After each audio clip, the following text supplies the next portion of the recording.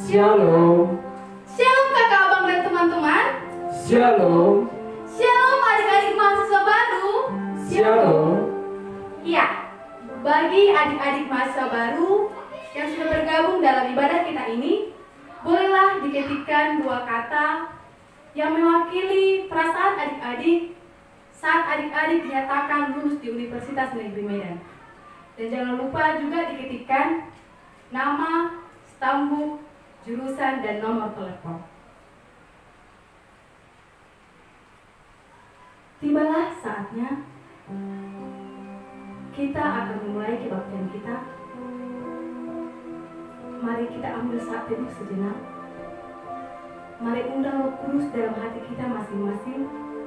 Biarlah Roh Kudus yang menguasai pikiran kita, agar kita boleh merasakan hadirat Tuhan dalam ibadah kita ini. Kita bersatu di dalam doa. Kami sungguh bersyukur ya Tuhan, untuk setiap berkat dan penyertaan Tuhan dalam hidup kami. Kami masih bisa Tuhan melakukan ibadah kami pada saat ini. Bapa, kami menyerahkan seluruh kebaktian kami ini ke dalam tangan pengasihan Tuhan. Tuhanlah yang bekerja dalam ibadah kami ini ya Bapa, dari awal, pertengahan hingga mengakhirinya nanti. Bapa yang baik, terpujilah Engkau hari ini, esok, kekal, dan sampai selama-lamanya. Amin. Selamat datang dan selamat bergabung di ibadah penyambutan mahasiswa baru Fakultas Ilmu Sosial Universitas Negeri Medan, Jumat 9 Oktober 2020, dengan tema RPS, Rancanganmu Pasti Spesial, yang akan dilayani oleh Kak Priska Dona. Mungkin di antara adik-adik ada yang sangat bersukacita, bahkan mungkin malah sebaliknya. Ada di antara adik-adik yang merasa sangat kecewa, bahkan adik-adik marah dengan Tuhan karena universitas ini, karena jurusan ini bukanlah yang adik-adik inginkan. Tapi percayalah, rancangan Tuhan itu adalah rancangan damai sejahtera buatmu. Percayalah, ini bukan suatu kebetulan. Tuhanlah yang memakai adik-adik untuk berada di sini. Untuk menambah sukacita kita akan bernyanyi Sing Glory, Praise the Lord.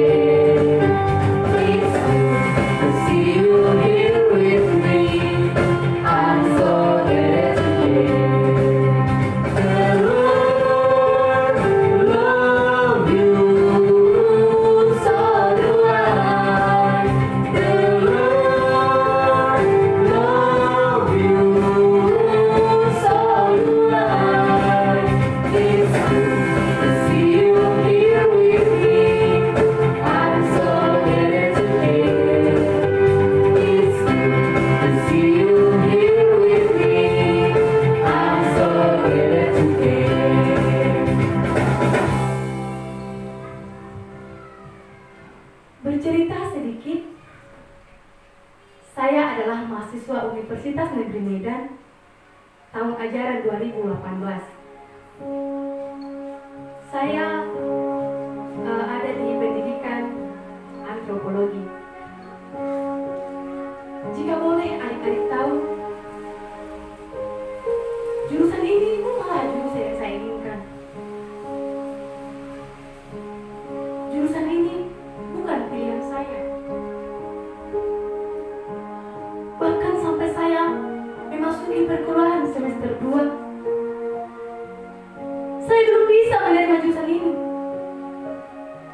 bersyukur. Karena itu bukan pilihan saya. Tapi saya sadar saat sudah memasuki perkuliahan semester 2, ternyata tidak ada yang secara kebetulan. Tuhanlah yang sudah memilih saya untuk ada di sini. Ternyata Tuhan itu sangat baik.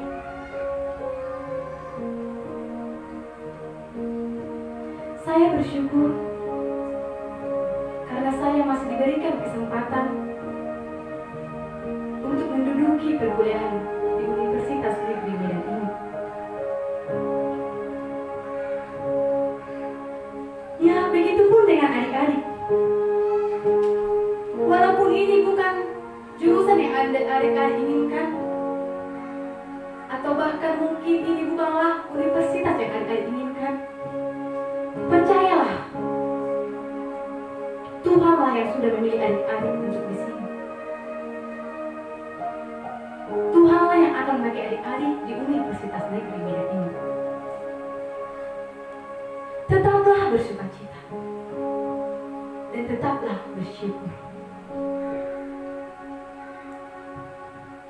Untuk menyatakan penyembahan kita dan ucapan syukur kita, kita bernyanyi betapa dahsyat Engkau Tuhan.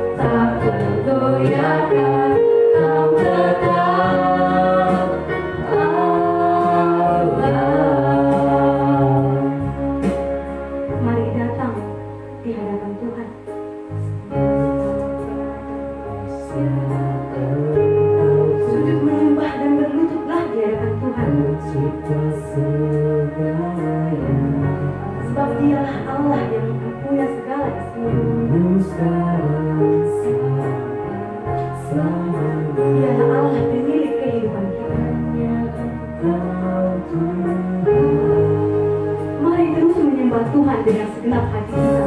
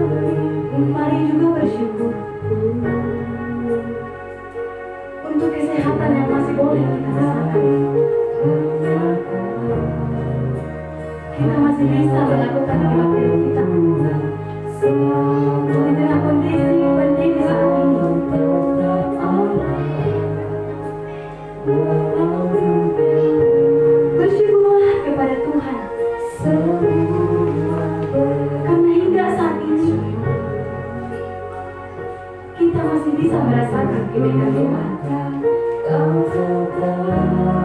Terkhusus untuk adik-adik mahasiswa.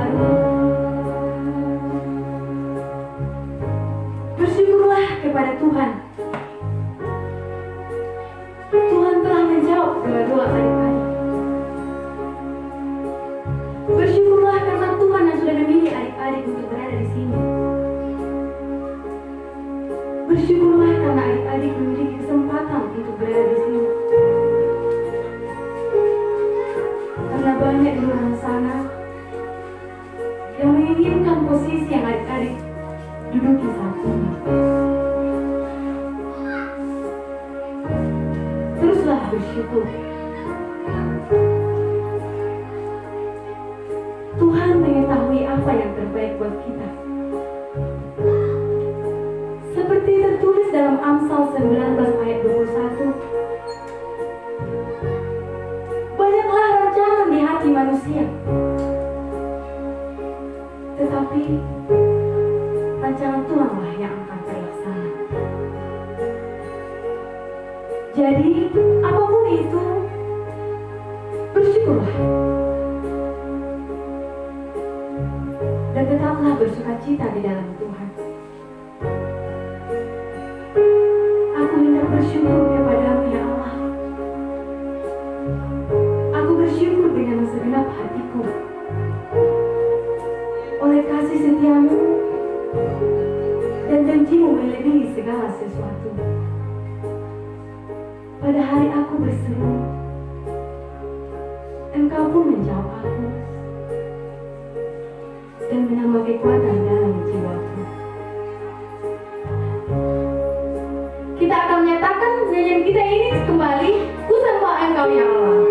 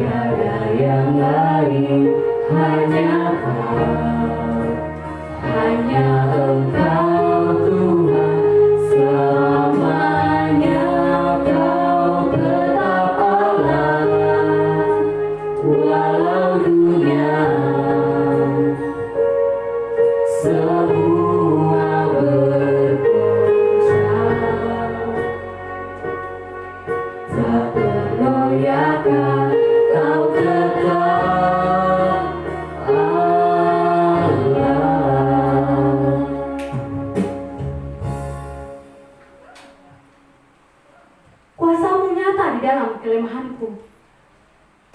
Kekuatanmu menopang seluruh hidupku. Dari mana datang pertolonganku? Hanya Yesuslah pertolonganku.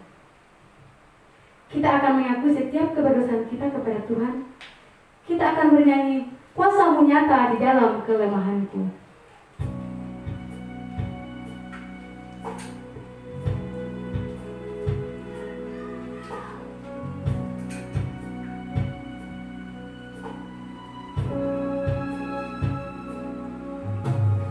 Kuasamu nyata di dalam kelemahanku, kekuatanmu menopang seluruh hidupku. Dari mana datang pertolonganmu? Hanya Yesus pertolonganku. Engkaulah sumber kekuatan hatiku, tempat persembunyianku. Engkau penolong di saat susahku, tempat perlindunganku. Kau menara dan perisai di hidupku. Mari datang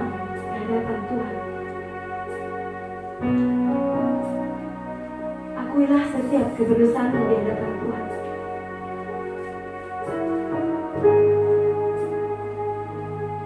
Mari merenungi kembali bagaimana ketika kita mengecewakan hati Tuhan. Mari mengingat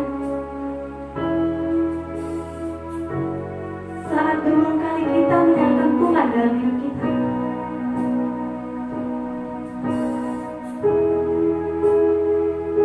Kita marah dengan Tuhan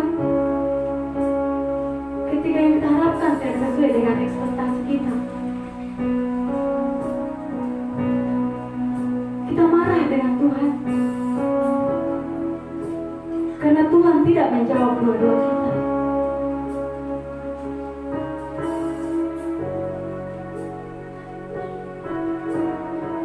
Tetapi di dalam Alkitab dikatakan, dan bergembiralah karena Tuhan, maka Ia akan memberikan kepadamu apa yang diinginkan hatimu.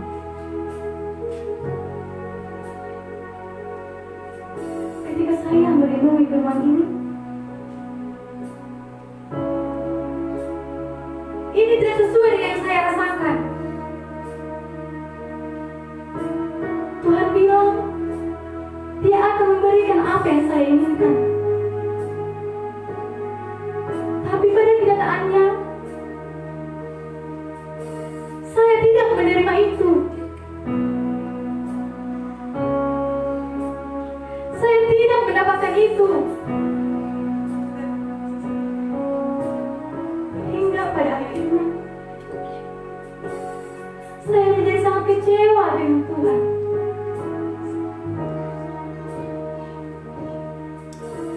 Memohon ampunlah kepada Tuhan. Memohon ampunlah ketika kita selalu menyalahkan Tuhan atas apa yang terjadi dalam hidup kita. Ketahuilah bahwa rancangan Tuhan itu adalah rancangan terbaik buatmu.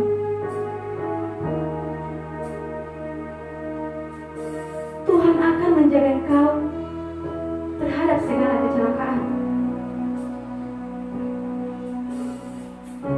Tuhan akan menjaga keluar masukmu dari sekarang sampai selama-lamanya. Amin. Kita akan mendengarkan kebenaran firman Tuhan. Mari kita menyanyikan lagu ini dengan segenap hati kita. Kita bernyanyi Ku Rindu Sabdamu. Dan di akhir pujian saya serahkan kepada Kak Priska Dona untuk menabur firman Tuhan.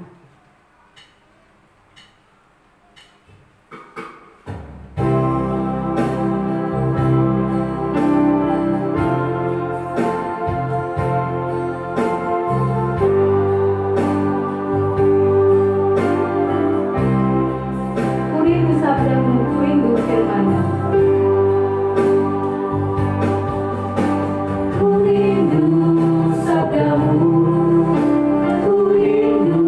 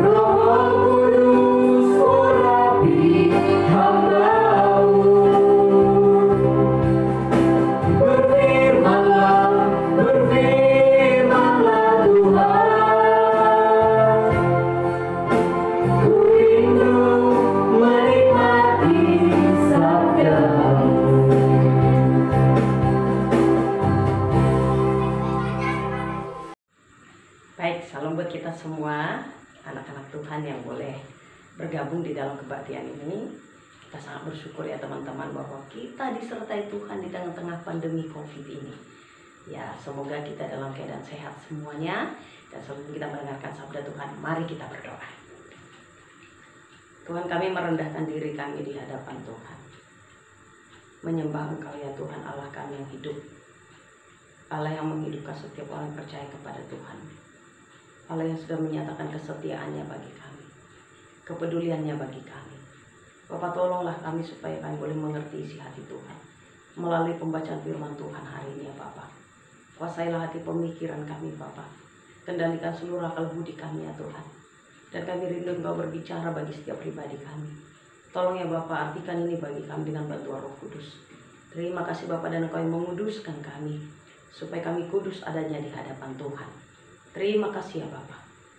Kami mau menyambut kebenaran firman Tuhan di dalam nama anak-Mu Yesus, Tuhan dan Juru Selamat kami yang hidup. Amin. Baik, salam buat kita semua. Firman Tuhan yang menyapa kita, teman-teman, adik-adik yang terkasih. Mari kita membuka dari satu bagian firman Tuhan dari Yesaya pasal 55 ayat 1 sampai ayat 9. Boleh buka Alkitabnya dari Yesaya pasal 55 ayat 1 sampai 9. Demikian firman Tuhan, saya akan bacakan untuk kita. Seruan untuk turut serta dalam keselamatan yang dari Tuhan. Ayo, hai semua orang yang haus, marilah dan minumlah air. Dan hai orang yang tidak mempunyai uang, marilah, terimalah gandum tanpa uang pembeli dan makanlah, juga anggur dan susu tanpa bayaran. Mengapakah kamu belanjakan uang untuk sesuatu yang bukan roti, dan upah jerih payahmu untuk sesuatu yang tidak mengenyangkan? Dengarkanlah aku, maka kamu akan memakan yang baik, dan kamu akan menikmati sajian yang paling lezat. Sendengkanlah telingamu dan datanglah kepadaku, dengarkanlah, maka kamu akan hidup. Aku hendak mengikat perjanjian abadi dengan kamu, menurut kasih setia yang teguh yang kujanjikan kepada Daud. Sesungguhnya aku telah menetapkan dia menjadi saksi bagi bangsa-bangsa, menjadi seorang raja dan pemerintah bagi suku-suku bangsa. Sesungguhnya engkau akan memanggil bangsa yang tidak kau kenal, dan bangsa yang tidak mengenal engkau akan berlari kepadamu. Oleh karena Tuhan Allahmu dan karena Yang Maha Kudus, Allah Israel yang mengagungkan engkau. Carilah Tuhan selama ia berkenan ditemui, berserulah kepadanya selama ia dekat. Baiklah orang fasik meninggalkan jalannya, dan orang jahat meninggalkan rancangannya. Baiklah ia kembali kepada Tuhan, maka dia akan mengasihaninya, dan kepada Allah kita, sebab ia memberi pengampunan dengan limpahnya. Sebab rancanganku bukanlah rancanganmu, dan jalanmu bukanlah jalanku. Demikian firman Tuhan. Seperti tingginya langit dari bumi, demikianlah tingginya jalanku dari jalanmu, dan rancanganku dari rancanganmu. Sejauh ini pembacaan firman Tuhan, berbahagialah kita adik-adik teman-teman yang boleh merenungkan, menghayati, dan yang melakukan di dalam kehidupan kita. Adik-adikku yang terkasih, tema kita yang sampai kepada kakak hari ini adalah rancanganmu spesial bagiku, atau rancanganmu spesial untukku. Nah, teman-teman, kita tahu bahwa rancangan Tuhan itu adalah rancangan damai sejahtera, bukan rancangan kecelakaan. Dan kata rancangan berarti dia sudah memikirkan apa yang akan dia kerjakan, ya. Dan rancangan spesial. Kenapa ada rancangan spesial? Berarti orangnya itu juga adalah spesial. Nah, teman-teman yang terkasih, pertanyaan, kalau tema kita hari ini rancanganmu spesial bagiku, berarti yang pertama, kita spesial bagi Tuhan.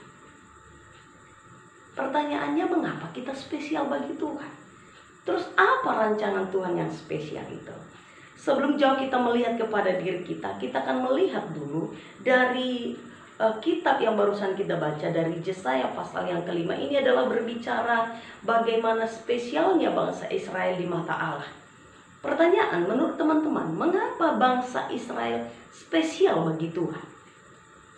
Saya pikir mungkin kalau ada orang spesial di hadapan kita, barangkali karena ada sesuatu yang kita lihat menyenangkan hati kita. Tapi kalau kita mengingat kisahnya bangsa Israel, mengapa mereka spesial bagi Tuhan? Teman-teman, kalau saya melihat, bukan karena mereka dilihat Tuhan sudah melakukan sesuatu yang mungkin membuat Tuhan lebih memilih mereka, membuat mereka spesial. Tidak. Tetapi justru terbalik. Tuhan mau dengan apa yang dikerjakannya bangsa Israel, akhirnya mereka dikatakan menjadi yang spesial. Itu bangsa Israel. Ya. Jadi apa sih spesialnya mungkin hamba-hamba Tuhan yang lain, contoh Daud ya? Bukan karena Daud sudah melakukan sesuatu kepada Tuhan, tapi justru Tuhan mau melalui apa yang dikerjakannya kepada Daud, akhirnya dikatakan Daud itu spesial bagi Tuhan. Nah, adik-adikku yang terkasih, kalau tadi kita melihat ini kan kondisi bangsa Israel, tapi dari ayatnya yang keempat, ya, ayat keempat itu sesungguhnya aku telah menetapkan dia siapa? Itu mengacu ke ayat yang ketiga ya. Aku hendak mengikat perjanjian abadi dengan kamu menurut kasih setia yang teguh yang kujanjikan kepada Daud. Ini adalah ayat 4-5 berbicara tentang Daud yang spesial di mata Allah. Coba lihat, supaya kita akhirnya mengerti mengapa kita spesial di mata Tuhan ya. Lihat apa yang dikatakan, sesungguhnya aku telah menetapkan dia itu Daud. Aku telah menetapkan Daud menjadi saksi bagi bangsa-bangsa. Berarti Daud sudah dalam rancangan Tuhan. Dia diangkat nanti menjadi seorang raja. Ya, dikatakan menjadi seorang raja dan pemerintah bagi suku-suku bangsa. Nah, yang kita tahu ya teman-teman, ya Daud diangkat pada usia masih muda menjadi seorang raja. Karena apa? Tuhan yang merancangkan sesuatu yang baik kepada dia. Ya, kalau mengingat apa sih yang dikerjakan Daud, bisa mengalahkan Goliat pun karena siapa? Karena Tuhan toh. Bayangkan hanya karena satu batu kecil dengan Daud yang Goliat yang besar, dia bisa membunuh Goliat. Dan bagaimana akhirnya dia menyaksikan itu karena Tuhan. Jadi Daud spesial, ya khusus di ayat 4 dan 5 ini. Daud spesial karena Allah yang memilih dia, supaya melalui Daud akhirnya orang mengatakan Daud spesial bagi Tuhan. Ya, di dalam rancangan Tuhan, pemikiran Tuhan, Daud sudah direncanakan supaya menjadi seorang raja. Bahkan di ayat 5 dikatakan, sesungguhnya engkau akan memanggil bangsa yang tidak kau kenal, dan bangsa yang tidak mengenal engkau akan berlari kepadamu. Nah, adik-adikku yang terkasih, ini contohnya yang disampaikan kepada bangsa Israel. Contoh mengenai Daud, bagaimana Daud menjadi orang spesial di hadapan Allah. Bukan karena Daud sudah melakukan sesuatu, tetapi bagaimana Tuhan melakukan sesuatu kepada Daud. Akhirnya Daud itu menjadi yang spesial bagi Tuhan. Dan ada tujuan mengapa Daud menjadi orang spesial. Akhirnya Daud diharapkan Tuhan, diutus Tuhan untuk menjadi raja, pemerintah, sehingga bangsa-bangsa yang lain itu juga nanti akhirnya mengenal siapa yang sudah membuat Daud seperti itu. Begitulah yang diharapkan sebenarnya teman-teman kepada bangsa Israel. Tadi kita katakan, mengapa bangsa Israel itu menjadi bangsa yang spesial? Sekali lagi, bukan karena bangsa Israel sudah melakukan sesuatu yang berkenan kepada Allah yang mungkin bangsa lain tidak melakukan, tapi bangsa lain melakukan yang benar di hadapan Allah. Tapi bukan, justru Tuhan melakukan sesuatu kepada bangsa Israel sehingga akhirnya bangsa Israel menjadi bangsa yang spesial bagi dia untuk melakukan, memperlihatkan, mau menunjukkan siapa yang sudah mengangkat mereka. Sehingga melalui bangsa Israel sebenarnya diharapkan seluruh bangsa di dunia ini mengenal Tuhan yang sudah bekerja pada mereka. Makanya sebenarnya kalau kita ingat kisahnya bangsa Israel mulai dari perbudakan ya, sebenarnya ini diceritakan tentang itu. Bagaimana mereka dibebaskan dari perbudakan dari tanah Mesir, ya, bukan karena kekuatan mereka, karena mereka sudah ditindas. Ya, ada banyak hal-hal yang sudah dilakukan bangsa Israel, bangsa Mesir terhadap mereka. Tapi bagaimana Tuhan bekerja di antara mereka. Dan dipilih pemimpin Musa dan nanti menjadi Joshua, memimpin mereka sampai nanti ke tanah Kanaan. Dan di sepanjang perjalanan bagaimana Tuhan menunjukkan siapa dia. Disediakan makan seperti yang tadi, disediakan minum. Mereka itu berharga bagi Tuhan. Ya, sampai di tanah Kanaan, bagaimana mereka berlimpah susu madu di sana. Ya, tetapi yang menjadi persoalan adalah mereka akhirnya melawan Tuhan, memberontak Tuhan. Makanya mereka dibuang lagi ke Babel. Dan ketika mereka dibuang di Babel pun, sebenarnya itu kembali mau menunjukkan bahwa mereka itu spesial bagi Tuhan. Orang pilihan Tuhan. Mereka diingatkan di sana supaya kembali kepada Tuhan. Dan ayat yang kita baca tadi, itu adalah seruan supaya mereka kembali mengenal Allah. Kalau kita membaca tadi ayat 1 dikatakan, marilah semua yang haus, ini gandum, tidak usah kau bayar. Artinya apa? Aku sangat memperhatikanmu. Bahkan dikatakan teman-teman ayat 2 tadi, kalau dengan jerih lelahmu kau membeli sesuatu, padahal dalamku, ya, kata situ, mengapakah kamu belanjakan uang untuk sesuatu yang bukan roti dan upah jerih payahmu untuk sesuatu yang tidak mengenyangkan? Dengarkanlah aku, maka kamu akan memakan yang baik dan kamu akan menikmati sajian yang paling lezat. Justru dikatakan Tuhan adalah kau berharga bagiku. Kau memikirkan dirimu, kau memikirkan kebutuhan jasmanimu. Lebih dari situ aku memikirkannya. Kau ingat gak sepanjang kau di padang gurun, aku bisa berikan engkau makanan paling lezat. Maka sendengkan telingamu. Adik-adikku yang terkasih, teman-teman yang terkasih. Nah, sekarang gambarannya kepada kita. Ya, sekarang ini sedang ditanya kepada kita. Mengapa kita menjadi orang spesial? Dan kapan kita menjadi orang spesial? Dan untuk apa kita menjadi orang spesial? Apakah karena kita sudah melakukan sesuatu kepada Tuhan? Coba ingat, sekian lama perjalanan kehidupan kita. Khususnya dedekku mahasiswa baru. Coba ingat perjalanan sekian lama hidupmu.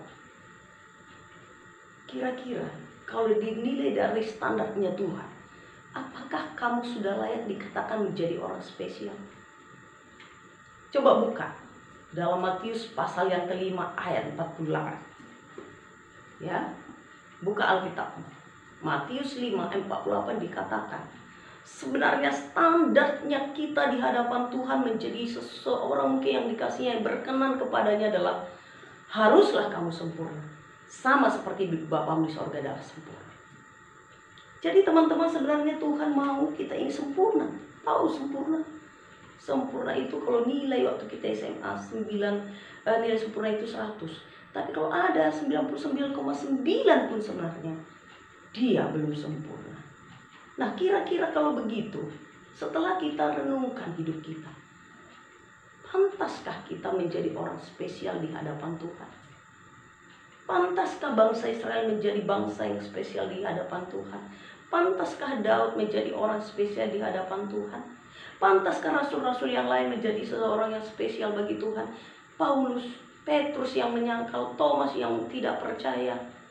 Ya, gak ada yang pantas. Karena setelah kejatuhan manusia di dalam dosa, Adam dan Hawa jatuh. Kita sebenarnya dulu sempurna karena kita adalah gambar dan rupa Allah. Tapi ketika jatuh, gambar itu pun sirna. Dan akhirnya ini membuat kita tidak layak di hadapan Tuhan. Dosa itu membuat kita menjijikkan di hadapan Tuhan. Nah, kalau begitu, sekali lagi, apa yang membuat kita ini spesial di hadapan Tuhan? Mungkin tak berkata, apa ya Tuhan? Gak ada. Tetapi, ingat lagi tadi bangsa Israel, ingat lagi tadi Daud. Tuhan sudah merancangkan rancangan damai sejahtera bagi anak-anaknya. Dan kalau kalian baca kitab Yeremia, dalam kitab Yeremia dicatat, dalam rahim ibuku pun engkau sudah menenun aku. Ya, engkau sudah memilih aku. Sebelum dunia dijadikan engkau sudah memilih aku. Bayangkan, sebelum dunia ada pun Tuhan sudah memilih Jering. Tapi kapan kita tahu bahwa rancangan Tuhan itu spesial?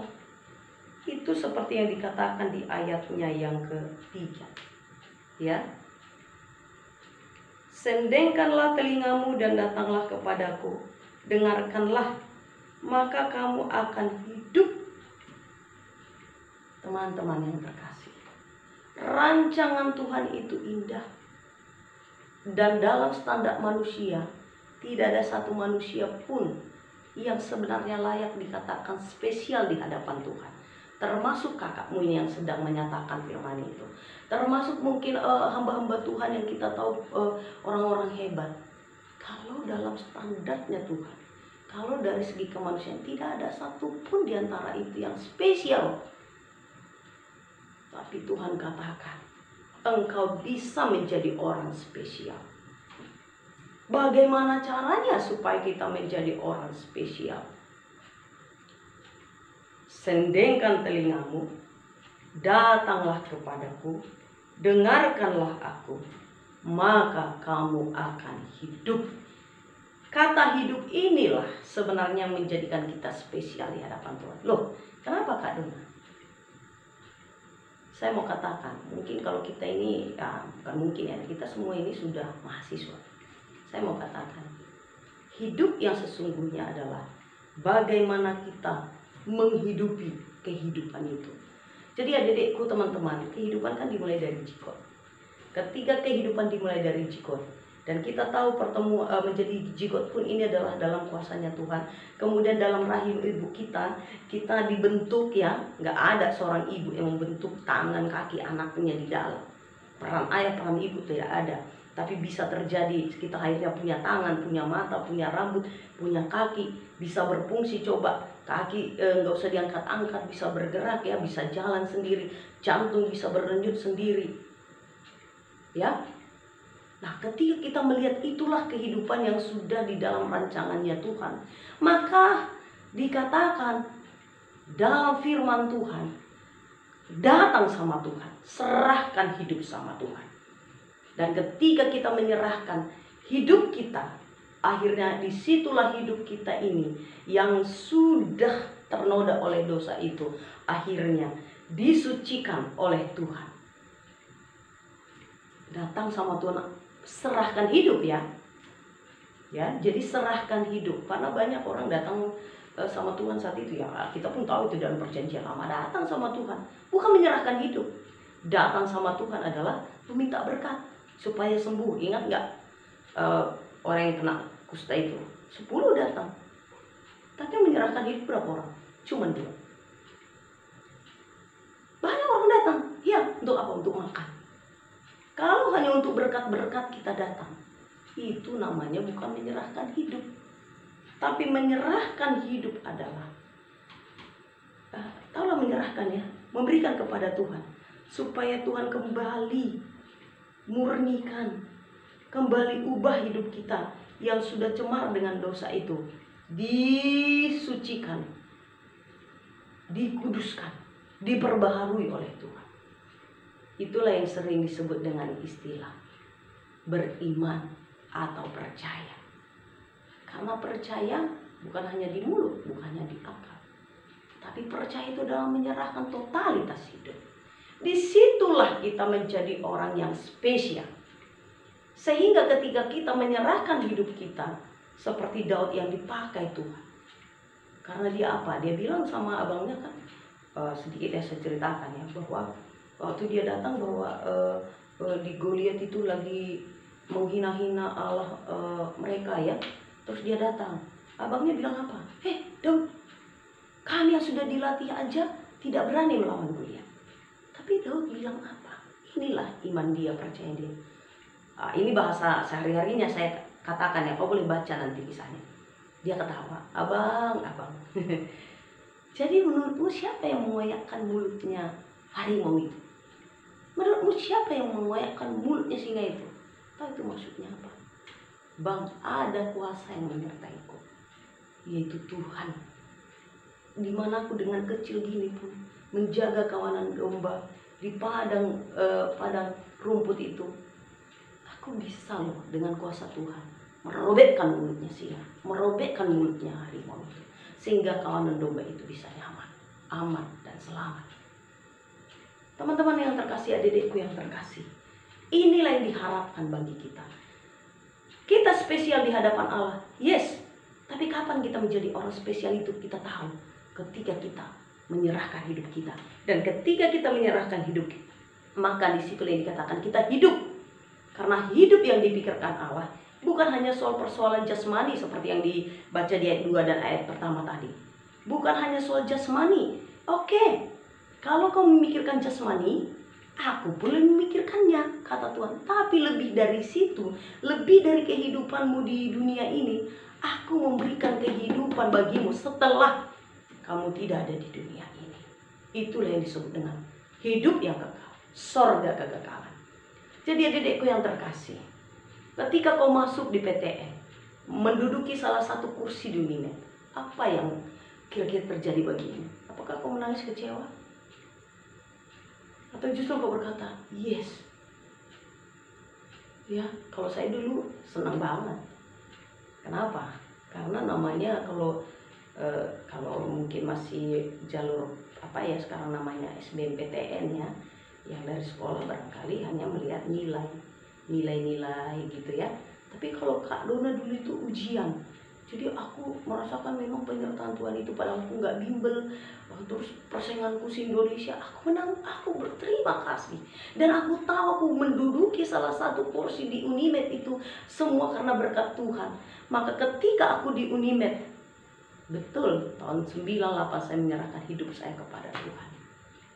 Dan hidup yang kuhidupi setelah itu adalah hidup yang seperti Tuhan harapkan, meninggalkan kehidupan lama. Itu pengalaman saya. Pengalaman Paulus pun gitu. Ya, bagaimana dia setelah menyerahkan hidup sama Tuhan ketika dipanggil, akhirnya dia berubah. Ya, jadi harusnya kamu hari ini bersyukur ketika kamu masuk di perguruan tinggi negeri di UNIMED. Mungkin pilihan kedua, mungkin pilihan ketiga. Ya, saya mau katakan kepadamu, ada orang yang rindu kali menduduki salah satu di UNIMED ini. Tapi Tuhan gak rancangkan dia di sini. Mungkin di tempat lain Tuhan rancangkan. Tapi kamu dirancangkan Tuhan di sini. Daud juga gak pernah berpikir ketika dia memimpin kawanan domba itu ya, menggembalakan kawanan domba itu, sebenarnya Tuhan sedang merancangkan sesuatu yang baik kepada dia, sehingga dengan cara dia menggembalakan kawanan domba, bagaimana dia menghalau harimau, singa, begitulah nanti dia akan menggembalakan kawanan umat Allah untuk boleh melawan dari musuh-musuh yang ingin mengganggu umat Allah ini. Siapa yang menyangka Musa? Ya kalau secara akal manusia, ya nggak rancangan Tuhan lah itu ya. Waktu dia lari dari Mesir karena dia membunuh salah seorang Mesir, karena dilihatnya ditindasnya bangsa Israel, dia akhirnya lari. Dan di sana dia sedang dibentuk Tuhan menjadi seorang pemimpin juga. Jadi hari ini harus melihat rancangan Tuhan, bukan rancangan kita. Mau pilihan kedua atau pilihan ketiga masuk di UNIMED ini, Anda harus mengatakan bahwa ini rancangan Tuhan. Ada sesuatu maksud Tuhan yang mau dikerjakan di sini bagi Anda. Bagi pilihan yang pertama, bersyukurlah engkau ditempatkan di sini.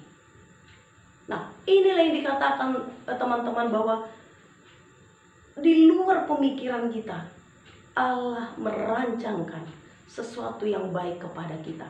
Bukan hanya perkara-perkara dunia. Kita sudah disertai makan minum kita, rumah kita, keluarga kita, dimasukkan ke salah satu perguruan tinggi negeri khususnya di UNIMED. Lebih dari situ, Tuhan mempersiapkan hidup yang kekal bagi kita, yaitu ketika kita menyerahkan kepada Tuhan hidup kita, di situ dipakai Tuhan, sehingga kita bukan hanya seperti orang dunia yang lain. Ya makan minum sama aja, siapapun makan minum ya kan. Tapi apakah semua orang akhirnya memiliki hidup yang kekal, surga kekekalan ketika dia dipanggil Tuhan, kapanpun dia dipanggil Tuhan? Enggak. Ya? Enggak. Karena hanya orang yang sendengkan telinga, datang, serahkan hidup, itulah yang menikmati surga kekekalan. Ya, adik-adikku yang terkasih, setelah kita mengerti mengapa kita menjadi orang spesial, karena ada maksud Tuhan, ada rencana Tuhan yang mau diwujudkan melalui kita. Dan apa rancangan spesial itu? Yang pertama, di dalam kehidupan ini kita berbeda dari orang lain. Yang kedua, kita bukan hanya berbeda di dunia ini, tapi memiliki surga kekekalan. Ya, jadi hari ini kami bersyukur sudah masuk di Unimed, boleh mengikuti ibadah hari ini. Dan satu lagi, mari datang sama Tuhan. Ya, serahkan hidup, maka kamu menjadi orang spesial di surga. Bukan hanya menikmati kenikmatan dunia, tapi kelak setelah dipanggil Tuhan, kan tidak tahu ya, tapi esok lusa, pikir masih sehat-sehat, kena COVID. Kapanpun dipanggil Tuhan, kita menikmati surga kekekalan. Untuk penutupnya, saya punya sebuah cerita tentang bagaimana kita menjadi orang spesial di hadapan Tuhan.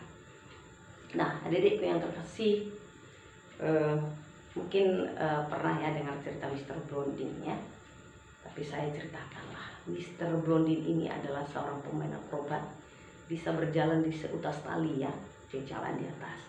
Nah, suatu saat dia mengadakan di air terjun Niagara, air terjun yang dalam dan luas. Nah, penonton sudah datang semua.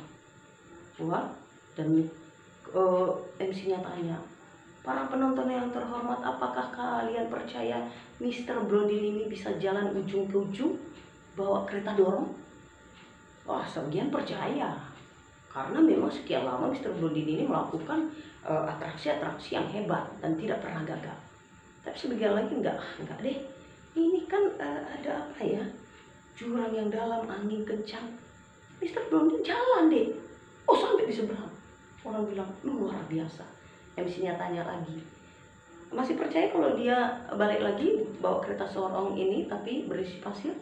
Semakin banyak yang percaya karena sudah melihat atraksinya tadi.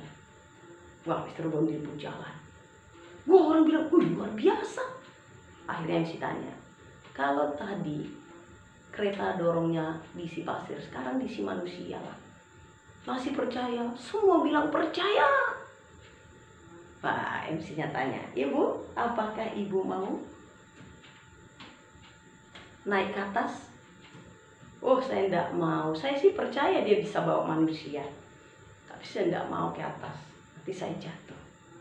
Ditanya lagi, ya mungkin ada seperti kalian ya yang masih muda-muda ya, seperti kita masih muda, tanya, Bang, apakah Bang percaya Mr. Blondin bisa bawa manusia ujung ke ujung? Dia dengan lantang berkata, saya percaya. Saya udah puluhan kali melihat pertunjukannya, dia tidak pernah gagal. Saya adalah orang yang mengidolakan dia. Boleh abang yang naik? Wah, kalau naik sih jangan, saya sih percaya. Artinya apa? Hampir semua orang yang ditanya di situ percaya deh, tapi tidak mau ikut, tidak mau naik. Akhirnya MC bilang pertunjukan dibatalkan karena tidak ada yang mau naik. Akhirnya ada seorang anak kecil yang naik. Dan Mr. Blondin pun bawa sampai di seberang. Orang kan tanya, ini siapa? Orang tanya, kamu siapa? Dia berkata, oh, saya anaknya Mr. Blondin. Ya penonton bilang lah, ya pantas lah, itu kan bapaknya. Nah teman-teman yang terkasih, apa yang kita tangkap dari cerita ini? Penonton dan anak itu sama-sama percaya loh deh, dia bisa bawa manusia. Tapi beda percayanya mereka. Penonton itu hanya di mulutnya, hanya di akalnya. Ngomong doang, ngomong percaya, ngomong setuju itu bisa membawa manusia. tapi tidak mengandalkan, tidak mau ikut, nggak menyerahkan hidup. Kalau anak tadi, dia percaya di mulutnya, diakuinya itu hebat, dia pun setuju itu hebat, bisa bawa manusia, dan dia menyerahkan hidup. Nah, iman yang bagaimana yang harusnya kita miliki di hadapan Tuhan? Kalau iman seperti penonton ini deh, cilaka hidup kita. Kiranya kita pun ketika mendengarkan firman Tuhan ini tidak punya iya, bukan hanya gitu. Ya Tuhan hebat, rancangan Tuhan itu spesial bagiku, sudah disiapkannya dari dulu. Aku menjadi orang yang menempati salah satu perguruan tinggi negeri, bukan hanya tahu, tapi akhirnya kita menyerahkan hidup kita kepada Tuhan, sehingga rancangan-rancangannya ke depan akhirnya kita turut, karena rancangan Tuhan itu indah sampai ke depan. Kiranya iman kita ketika mendengarkan firman Tuhan ini, ketika menyadari kita orang spesial di hadapan Tuhan, bukan hanya tahu kita orang spesial, bukan hanya tahu dalam diri kita akan Tuhan bekerja luar biasa, tapi betul-betul kita. Amin. Mari kita berdoa. Tuhan Yesus, terima kasih untuk firman mengingatkan kami. Mengapa bangsa Israel spesial? Mengapa Daud menjadi orang spesial? Bukan karena Daud sudah melakukan sesuatu yang terbaik di depan Tuhan, atau bukan karena bangsa Israel sudah melakukan sesuatu yang berbeda dari bangsa lain yang menyenangkan hati Tuhan. Tapi justru Tuhan memilih supaya ketika Tuhan melakukan sesuatu, maka bangsa Israel, maka Daud akhirnya menjadi orang spesial. Ya Bapa, ya Tuhan kami, sebenarnya kami pun seperti mereka ya Bapa. Tidak ada sesuatu yang kau dapati mungkin yang lebih dari orang lain, yang menyenangkan hati Tuhan. Tapi Engkau memilih kami. Hari ini ya Tuhan Yesus, kiranya kami bukan seperti iman penonton tadi, yang hanya tahu, setuju bahwa Mr. Blondin itu orang hebat, tapi tidak mau menyerahkan hidup. Bukan hanya kami tahu bahwa Allah itu punya rancangan indah, bukan hanya kami setuju bahwa rancangan Tuhan itu indah dan spesial bagi kami, tapi kami akhirnya menyerahkan hidup kami karena Engkau peduli kepada kehidupan jasmani kami, bahkan peduli juga untuk hidup kami setelah selesai di dunia ini, yaitu hidup kekekalan. Sehingga kami harus menyerahkan hidup kami ya Bapak, mempercayakan hidup kami kepada Tuhan. Kiranya mahasiswa baru khususnya ya Bapak, mendengarkan firman ini, akhirnya mensyukuri ketika mereka boleh kuliah di Unimed, dan menyerahkan hidup mereka kepada Tuhan. Dan kami percaya Bapak, bahwa di kampus ini mereka akan bersama-sama melayani Tuhan, bergabung di pelayanan kami. Terima kasih ya Tuhan. Terpujilah Engkau karena kami berdoa. Ya, sungguh sangat luar biasa firman Tuhan yang boleh kita rasakan saat ini. Baiklah, itu dapat kita lakukan dalam hidup kita. Ketahuilah bahwa rancangan Tuhan itu adalah rancangan damai sejahtera dalam hidup kita masing-masing. Kita akan mendengarkan doa syafaat.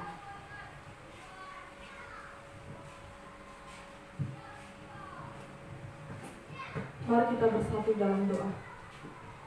Segala puji dan syukur Tuhan, kembali kami ucapkan Bapa untuk setiap kasih-Mu dalam kehidupan kami. Terima kasih Tuhan untuk penyertaan-Mu sepanjang ibadah kami ya Bapa. Bapa yang baik, terima kasih juga Tuhan untuk pembicara kami Kak Priska Dona yang telah Engkau pakai Tuhan untuk menaburkan firman-Mu.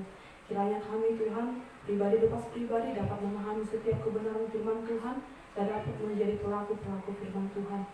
Bapa yang baik, saat ini hamba-Mu juga berdoa Tuhan untuk bangsa dan negara kami.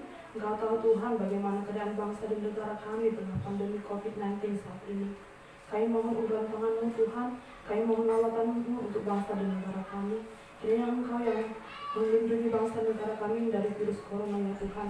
Begitu juga pemerintahan kami Bapa, dari tingkat terendah hingga tingkat tertinggi. Engkau yang mengurapi Tuhan, kiranya mereka dapat mengerjakan pekerjaan mereka dengan penuh kejujuran dan menjunjung tinggi keadilan ya Bapa. Bapa yang baik, begitu juga Tuhan untuk saudara-saudara kami di luar sana yang mungkin tidak seberuntung kami ya Bapa. Kiranya Engkau yang melindungi mereka Tuhan, kiranya Engkau juga yang mencukupkan setiap kebutuhan mereka.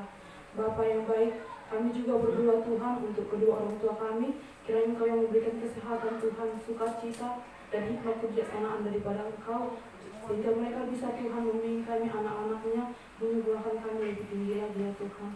Bapa yang baik, kami juga mohon ampun Bapa atas segala dosa dan pelanggaran kami, baik yang kami sengaja maupun tidak kami sengaja, terhadap selama kami manusia terlebih terhadap Engkau, baik dalam perkataan, perbuatan, bahkan pemikiran kami Tuhan yang tidak berkenan di hadapan-Mu.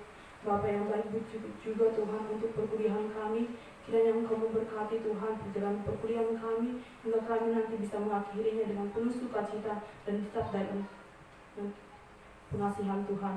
Bapa yang baik, ke dalam tangan-Mu kami serahkan hidup kami sepenuhnya, jadilah kehendak-Mu dalam kehidupan kami. Kami berdoa hanya melalui anak-Mu Yesus Kristus, Juru Selamat kami yang hidup. Haleluya, amin.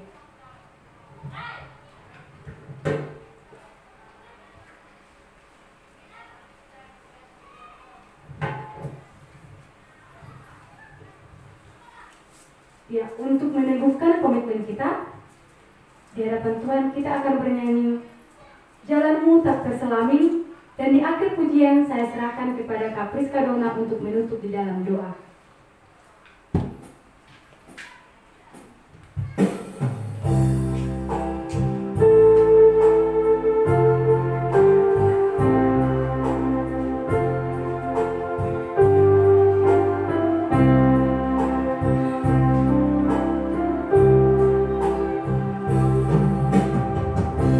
Jalanmu tak terselami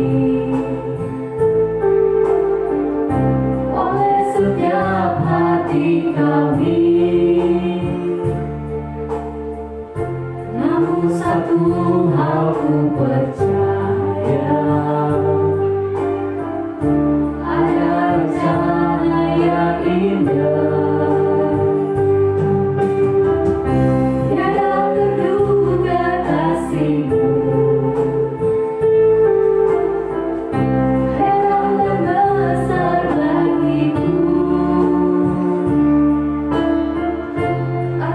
Kehadiranmu selalu nyata di dalam hidupku,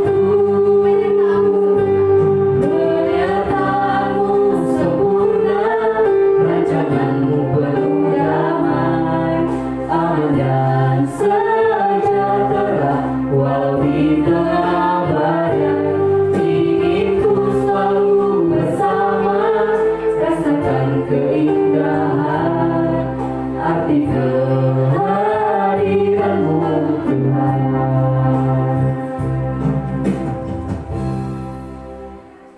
Baik, kita akan menutup serangkaian ibadah kita.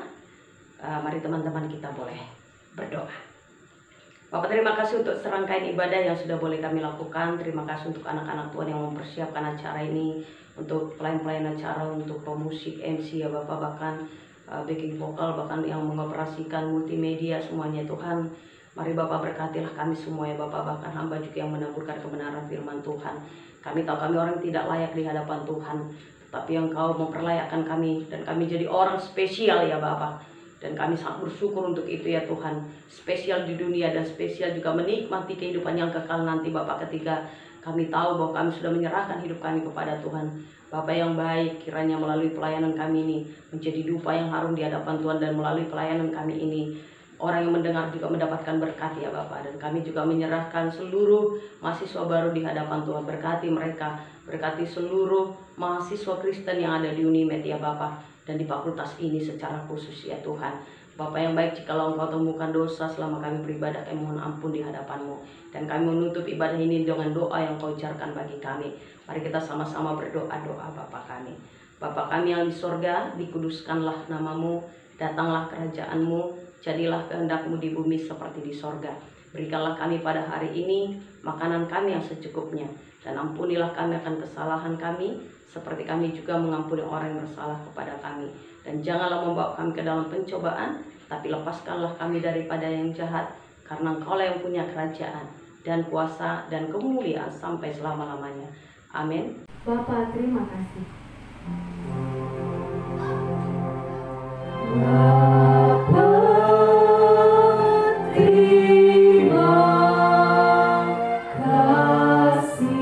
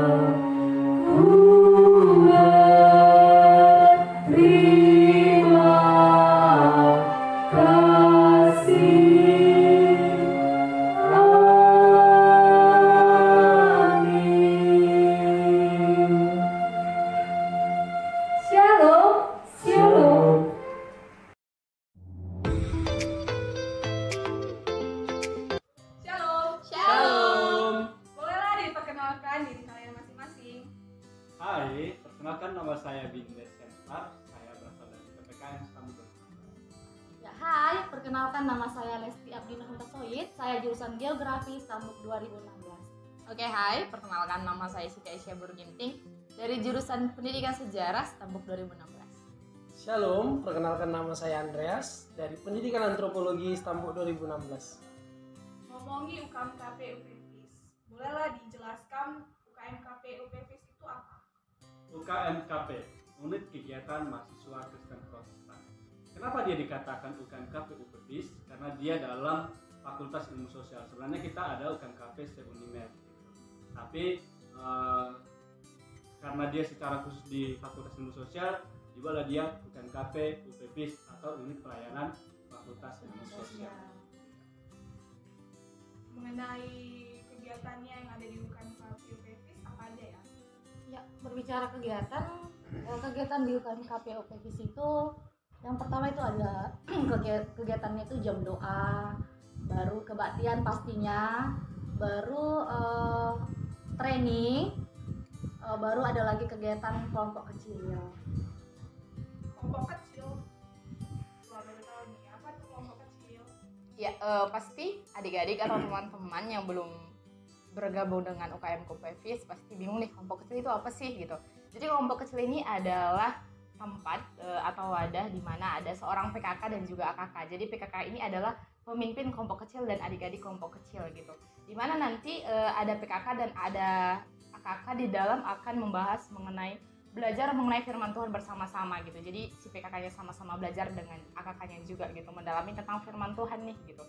Jadi di dalam kelompok kecil ini juga ada mengenai berbagi kesaksian hidup antara PKK dan juga AKK-nya gitu. Dan di sini seorang PKK akan menjadi apa ya dibilangnya? Pemimpin atau promodel untuk adik-adiknya nanti gitu. Bagaimana? Istilahnya kelompok kecil adalah keluarga kita nih selama di Medan. Di luar keluarga kita di kampung gitu. Itu sih. Atau mungkin teman-teman yang mau nambahin? Pokoknya kelompok kecil ini bersifat terbuka di dalam, Tertutup di luar. dan ada juga di situ cara ulang tahun. Ya, pastinya ulang tahun akan ada. Ya, dan satu lagi sih gitu kan. Jadi di kelompok kecil juga ya ketika nanti adik-adik sudah masuk dalam kelompok kecil, kita ada namanya visi-misi kelompok kecil, menghasilkan murid yang sudah memuridkan kembali gitu. Jadi ketika dia sudah dipimpin, ya harapannya nanti juga akan memimpin lagi apa yang sudah didapat dan dibagikan ke adik-adik yang lain seperti itu. Dan lebih serunya itu ketika kita mau masuk UKMKP, pada saat membentukkan kelompok kecil, mau ada orang-orang yang tidak kita kenal gitu. Ketika kita menjadi kelompok kecil terhadap orang-orang yang tidak dikenal tersebut, kita jadi lebih dekat ya. Wah menarik ya. Nah, ini tuh syarat-syaratnya untuk bergabung ada nggak nih kata Abang? Syaratnya cukup gampang ya, tidak ribet atau masuk ke Universitas Negeri Medan lah.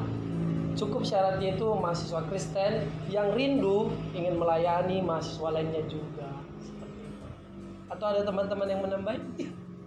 Iya.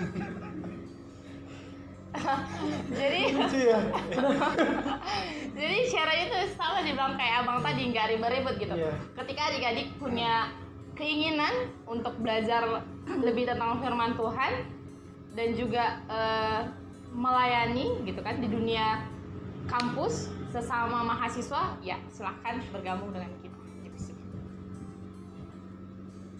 Wah menarik ya. Pasti kakak-kakak yang sudah ada di sini kan punya udah pengalaman lah ya di dalam UKMKP ini, berarti sudah lama. Jadi bolehlah dibagikan gitu apa aja sih yang udah perubahan yang udah dialami selama dibina di UKMKP Oke, kalau dari saya sendiri sebenarnya yang paling menarik itu dari saya lihat dari UKMKP itu adalah menghasilkan alumni yang percaya Tuhan lebih dari apapun dan membenci dosa lebih dari apapun. Dan yang paling saya rasakan dampaknya adalah bagaimana membangun HPDT. Tahu HPDT? Hubungan pribadi dengan Tuhan, dan membangun hubungan yang baik dengan sesama manusia atau HPTS. Itu sih, jadi kita diajar tentang persekutuan dan lain sebagainya. Ya, kalau dari aku pribadi, perubahan yang aku alami ya banyak ya pastinya kayak gitu. Mungkin yang pertama kali yang aku alami itu, aku adalah orang yang takut berbicara di depan orang banyak. Jadi di sini aku diajarin ya dilatih untuk gimana kita berbicara di depan orang banyak, ketakutan dalam berbicara tadi. Baru mungkin dalam membagi waktu juga pastinya ya. Mungkin adik-adik juga sudah merasakan di dalam perkuliahan banyaknya tugas gitu. Ditambah lagi kita mengikuti kegiatan di luar gitu. Tapi ya saya di sini diajarkan untuk membagi waktu tadi. Jadi waktu kita itu nggak terbuang secara cuma-cuma sih. Baru mungkin lagi di karakter lah ya. Karakter kita diajarin juga. Ya kalau saya pribadi mungkin dulunya saya orang mungkin pendendam, emosi, mudah marah. Tapi saya di sini diajari karakter tadi, gimana saya untuk tidak menjadi orang yang mudah marah gitu ya. Banyak sih sebenarnya nggak terceritakan di sini. Ya kalau dari saya secara pribadi sih saya lebih yang saya dapat dari sini bagaimana saya diajari untuk lebih bergantung kepada Tuhan gitu, dan juga sebenarnya bukan sebuah bukan sebuah karena keterpaksaan ketika aku harus menggantungkan diriku kepada Tuhan, tapi sebuah keinginan dariku sendiri kayak gitu. Itu sih kalau dari aku pribadi. Nah kalau dari saya sendiri, perubahan yang saya alami selama masuk MKP, cerita sedikit ya. Dulunya tuh saya adalah orang atau mahasiswa yang nggak peduli dengan absen, tugas atau semacamnya lah kayak gitu. Bahkan mau dalam satu semester itu kan ada 16 pertemuan, mau saya 8 kali nggak masuk perkuliahan kayak gitu sebelum masuk ke MKP. Tapi setelah saya mengenal UKMKP atau masuk ke dalam UKMKP, saya mendapat perubahan bahwasanya yang kulakukan selama ini ternyata salah gitu. Memang perubahannya tidak secara signifikan kayak gitu, tapi perlahan-perlahan akan dirubah gitu. Karena di sini kita diajarkan bagaimana hidup dengan jalannya Tuhan. Seperti itu. Untuk pertanyaan terakhir, satu kata yang Anda rasakan di UKMKP. Bertumbuh. Berbuah. Berserah. Kasih. Terima kasih untuk kesempatannya. Bolehlah sama-sama. Oke, Shalom.